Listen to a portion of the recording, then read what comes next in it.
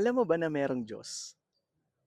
Sabi sa Bible sa Genesis 1:1, "In the beginning, God created the heaven and the earth."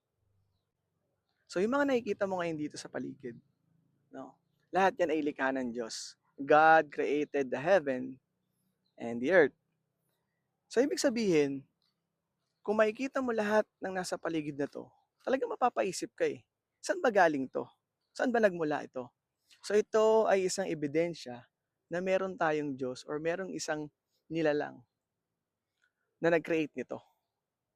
Imagine niyo 'tong puno, 'no, itong punong malaking malaking puno na nasa likod ko. Ano bang purpose ng mga puno? Isa sa purpose ng mga puno ay magbigay sa atin ng oxygen para tayo makahinga, tama? Tapos tayo, nagbubuga tayo ng carbon dioxide para naman mapunta sa kanila. So nakita niyo yung cycle, nakita niyo kung gaano kaganda ang creation ng Panginoon para lang mabuhay tayo ng komportable. And sometimes these trees, no, giving us shade, no, para hindi tayo mainitan. Tapos yung puno, nagagamit natin yung kahoy niya para panggawa ng bahay or panggawa ng kahit ano paman. May mga puno din na nagkakaroon ng bunga para maging pagkain natin.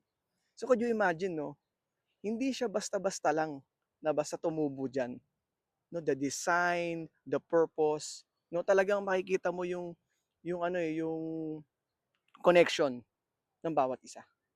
So I hope you or ikaw bilang isang tao, makita mo ang isang ebidensya na meron tayong Diyos na lumikha ng lahat.